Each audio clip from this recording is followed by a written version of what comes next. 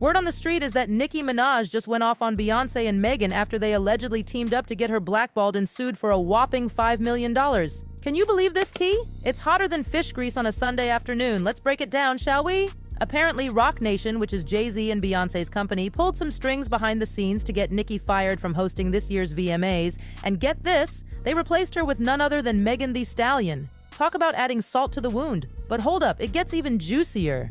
On the very same day Nicki got dropped from hosting the VMAs, she got slapped with a lawsuit. Coincidence? I think not. The streets are saying Beyoncé and the whole Roc Nation crew were behind this move. It's like they're playing chess and Nicki's the queen they're trying to take down. Now let's rewind a bit because this beef has been simmering for a minute. Remember earlier this year when Nicki was beefing with Megan? Well, she didn't just come for Meg, she dragged Roc Nation and Jay-Z into the mix too. Nicki went off, accusing them of spending millions to push her out of the spotlight and make Megan the new face of female rap. If that Roc Nation brunch got you feeling like you could talk about my family, and I have a 3-year-old innocent child, have had my home swatted twice with drawn, they magically, no one seemed to find the person. But that's not all, folks. Nicki took to Twitter and started dropping names like it was hot. She called out Jay-Z and Desiree Perez, the head of Roc Nation, accusing them of pumping money into Megan's career to destroy hers. She tweeted, "On the next song, I delve into all the people Des allegedly fired for unknown reasons, other things as well. So many people were blindsided and hurt by her, allegedly. She's willing to go broke to try to replace me. Fix it, Jesus number Goodfoot." And Nicki wasn't done there. She replied to a Roc Nation post saying, "Spending so much money, but she the little broke independent artist. Des, you gotta let it go, baby. The world knows she's ass and can't rap. Stop effing trying to make fetch happen, Bigfoot. I just put out a song with no promo, no video, it's already 2. But wait, there's more? This beef goes back even further. Remember when Nicki went off on that hip-hop journalist Elliot Wilson? She accused him of being too cozy with Jay-Z, saying, "Elliot, if you'd spit Jay-Z's D out for 1 second, you'd be able to be happy for the newcomers. Isn't that how y'all tried to tarnish my image? By saying I'm not welcoming new girls in? Did welcoming new girls them though? Why? Why you not happy for a young black man like Kai tomorrow, bitch?" And You know how many tweets I've seen you post disrespecting me, Idiot Wilson? All of y'all, for some reason, when y'all are around certain people, y'all feel that y'all have this power. Why? When y'all have an affiliation to Jay-Z in some sort of way, y'all be thinking that y'all can disrespect and violate. Now, let's talk about why Nicki's so heated with Desiree Perez, Jay-Z, Beyoncé, and the whole Roc Nation crew. Apparently, they've been working overtime to make Megan the new queen of rap and push Nicki off her throne. It's like a real-life Game of Thrones, but with more beats and less dragons. Here's the tea. Nicki hosted the VMAs in 2022 and 2023, and during those years, the viewership went up by a whopping 37%. You'd think everyone would be happy about that, right? Wrong.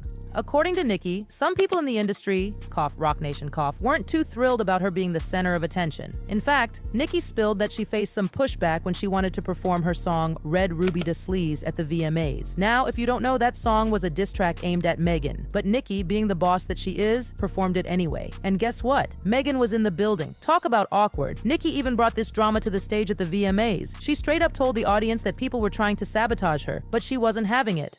MTV is petrified because they got a couple calls yesterday and people were saying, what if Nicki says this and if Nicki says that? And it's okay, MTV, I can control myself. Because if you can't control yourself, you can't control anything around you, right? But you know who can't control themselves? Roman. Red Ruby Da Sleaze. Charlie! So I'll think about it. Now, fast forward to this year. Nicki was all set to host the VMAs for the 3rd time in a row. It was extra special because the show was going to be in her hometown of Queens, New York. But just a few weeks before the show, bam, she gets kicked out and replaced by Megan. Here's where it gets real messy. An industry insider page on Twitter, Keeping the Culture Alive, spilled some major tea. They said Desiree Perez from Roc Nation told the VMAs that Beyoncé wouldn't show up unless they kicked Nicki out and replaced her with Megan. Can you believe the audacity? The insider tweeted, "VMA debacle Desiree Perez of Roc Nation MTV. She made sure it was known that if Nicki performed Red Ruby at the VMAs, there would be trouble." Remember, Nicki said in her opening monologue at the VMAs last year, phone calls were being made about her being the host of the show. Now, Des has asked the VMAs to allow Megan to host and perform this year's 2024 so that Nicki won't be the main attraction in her hometown of Queens, where the VMAs will be hosted this year. Beyoncé is being used as leverage. Desire has the power to make sure Beyoncé don't show up if the demands for Megan are not met. But hold on to your wigs, because it gets even crazier. Around the same time all this VMAs drama was going down, Nicki got hit with a $5 million lawsuit. A fan named Tamir Peak claimed Nicki humiliated him by saying he was one sandwich short of a picnic. He said Nicki accused him of being a paid mole during her hate train era and invited him to her hotel to embarrass him on live in front of 100,000 viewers. Tamir also claimed that Nicki's husband, Kenneth Petty, attacked him at a Super Bowl party back in 2020. He said he told Nicki about it in the DMs, but she allegedly didn't care.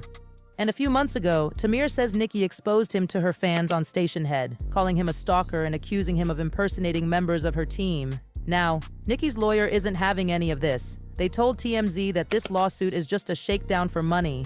And get this, they've got receipts.